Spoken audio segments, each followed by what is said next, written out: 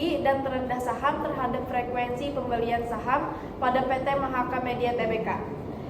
Yang beranggotakan Saya Syafna Nurfiatul Maulani. Saya Nisa Priscilla. Saya Nur Sania. Saya Salma Jija. saya Hayato Kamalia. Materi yang pertama akan dibacakan oleh Sania. Oke, yang pertama adalah mengenai kajian pustaka tentang statistika dan data. Yang pertama adalah statistika. Statistika adalah ilmu yang mempelajari tentang data, mulai dari pengumpulan, pengolahan, analisis, hingga interpretasi dan presentasi data.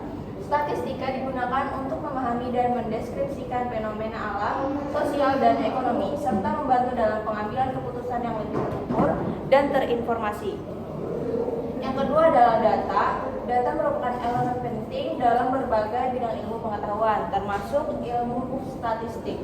Para ahli memiliki beragam definisi tentang data, namun secara umum data diartikan sebagai fakta atau keterangan yang belum diolah.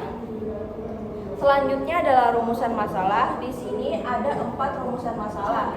Yang pertama, apakah harga tertinggi saham pada PT Mahaka Media Tbk atau AKBA berpengaruh signifikan terhadap frekuensi pembelian saham. Yang kedua adalah apakah harga terendah saham PT Mahaka Media Tbk AKBA berpengaruh signifikan terhadap frekuensi pembelian saham. Yang ketiga, bagaimana perbandingan pengaruh harga tertinggi dan terendah saham terhadap frekuensi pembelian saham pada PT Mahaka Media Tbk AKBA. Yang keempat, bagaimana hasil peramalan dari pengaruh harga tertinggi dan terendah saham terhadap frekuensi pembelian saham pada PT Mahaka Media Tbk AKBA. Yang kedua, materinya akan dilanjutkan oleh Salma Jija. Jadi bisa dilihat di sini data frekuensi pembelian saham terhadap harga tertinggi dan terendah pada PT Mahaka Media Tbk. Ini kita mencari distribusi frekuensi. Yang pertama, kita menentukan nilai maksimum dan minimum. Nilai maksimum pada data tersebut ada 94 dan minimumnya 17. Yang kedua, kita menghitung rentangnya, yaitu nilai maksimum dikurang nilai minimum. Hasilnya 77. Menentukan jumlah kelasnya, yaitu kita menggunakan logaritma, yaitu K itu data kelasnya, jumlah kelasnya 1 plus 3,3 logaritma 10, N-nya itu jumlah datanya. Di mana N adalah jumlah data, total data ada 50. Jadi K-nya 1 ditambah 3,3 logaritma 10, N-nya 50, jadinya 1 ditambah 3,3 dikali 1699, hasilnya 6,6 dan hasil akhirnya 7. Jadi kita menggunakannya 7 kelas. Menghitung panjang intervalnya, yaitu I rentang dibagi K. K-nya itu jumlah kelas. Jadi 77 tadi dibagi 7, hasilnya 11. Jadi kita dapat nilai intervalnya ada 7, yang panjangnya 11, jadinya 17 sampai 28 dan seterusnya. Terus kita dapat frekuensinya, nilai tengahnya, nilai tepi, frekuensi relatif, frekuensi kumulatif less than, frekuensi kumulatif more than, intervalnya. Ini buat mencari mean. Jadi kita dapat data ini. Sekian dari saya, selanjutnya akan dibacakan oleh Hayato Kamalia. Selanjutnya yaitu adalah mean. Yang rumusnya yaitu X sama dengan sigma fx bagi sigma f, yang dimana X adalah mean, F adalah frekuensi dan setiap interval kelas, X adalah nilai tengah dan setiap interval kelas. Langkah pertama yaitu menjumlahkan semua nilai fx dan frekuensi.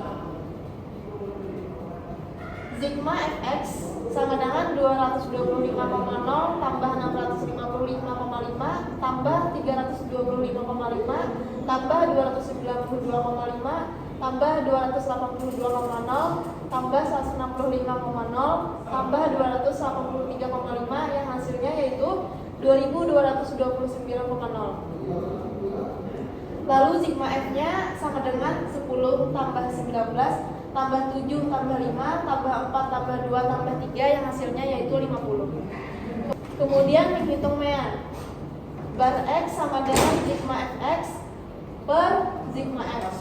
Yang nilainya sigma Fx-nya yaitu 2229,0, sigma F-nya yaitu 50. Jadi 2229,0 dibagi 50 hasilnya 44,58. Jadi mean dari data tersebut adalah 44,58. Kemudian modus. Untuk menentukan modus dari data yang telah dikelompokkan, kita perlu menggunakan interval kelas dan frekuensi tertinggi. Modus dari data yang dikelompokkan dapat dihitung menggunakan formula berikut, yaitu modus sama dengan L tambah dalam kurung Fm kurang F1 per Fm kurang F1 tambah Fm kurang F2 lalu dikalikan I, yang dimana L adalah tepi bawah dari interval kelas modal, Fm adalah frekuensi dari interval kelas modal, F1 adalah frekuensi dari kelas sebelum interval kelas modal, F2 adalah frekuensi dari kelas setelah interval kelas modal, I adalah panjang interval kelas. Yang pertama yaitu mengidentifikasi parameter untuk interval kelas modal yang nilainya 29 sampai 40. L-nya yaitu 28,5, itu didapat dari tepi bawah dari interval kelas 29 sampai 40. Fm-nya bernilai 19, yaitu frekuensi dari interval kelas modal. Fi-nya bernilai 10, yaitu frekuensi dari kelas sebelum interval kelas modal, yaitu 17 sampai 28. F2-nya bernilai 7, yaitu frekuensi dari kelas setelah interval kelas modal, yaitu 41 sampai 52. I-nya bernilai 11. Cara penghitungan untuk modusnya seperti ini, yaitu modus sama dengan 28,5 tambah 19 kurang 10 bagi 19 kurang 10 tambah 19 kurang 7 kali 11. 19 kurang 10 yaitu 9, 19 kurang 10 yaitu 9, lalu 19 kurang 7 nya 12. Lalu 9 per 12 itu hasilnya 0,4286. Lalu modusnya 28,5 tambah 4,7146 yang hasilnya 33,21. Jadi modus dari data tersebut adalah sekitar 33,21. Kemudian akan dibacakan oleh Safna. Selanjutnya yaitu median. Yang pertama, tentukan posisi median. Total frekuensi yaitu N sama dengan 50, posisi median sama dengan 50 per 2 sama dengan 25, dan kedua tentukan interval kelas median dari tabel frekuensi kumulatif less than, interval kelas di mana frekuensi kumulatif pertama kali melebihi 25 adalah interval 29 sampai 40. Yang ketiga, gunakan formula median. Interval kelas median yaitu dari 29 sampai 40, tepi bawah yaitu L sama dengan 28,5, frekuensi kelas median yaitu Fm sama dengan 19, frekuensi kumulatif sebelum kelas median yaitu Cf sama dengan 10, panjang interval yaitu I sama dengan 11.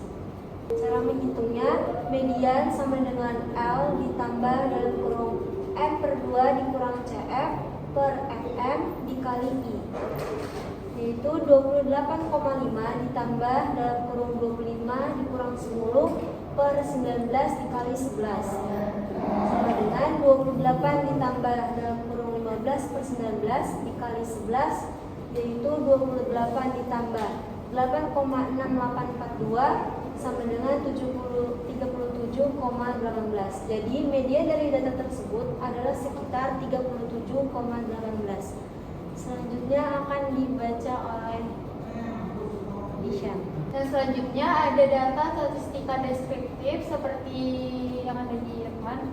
Kemudian ada hasil analisis menggunakan Excel, yaitu yang pertama ada uji korelasi, yang kedua uji regresi linear berganda. Selanjutnya ada uji ANOVA. Selanjutnya ada hasil analisis menggunakan SPSS, yaitu deskriptif statistik dan model summary. Kemudian ada hasil analisis menggunakan SPSS, yaitu ANOVA. Kemudian ada yang correlation. Kemudian ada variabel remove. Kemudian ada hasil analisis menggunakan SPSS yang histogram dan normal plot of regression standard residual. Kemudian kesimpulan dari hasil penelitian ini dapat disimpulkan bahwa terdapat pengaruh signifikan antara harga tertinggi dan terendah saham PT Mahaka Median Tbk AB terhadap frekuensi pembelian saham, di mana harga tertinggi saham memiliki pengaruh yang lebih besar dibandingkan harga terendah saham dalam mempengaruhi frekuensi pembelian saham oleh investor. Sekian presentasi dari kami. Salah hilaf mohon maaf. Assalamualaikum warahmatullahi wabarakatuh.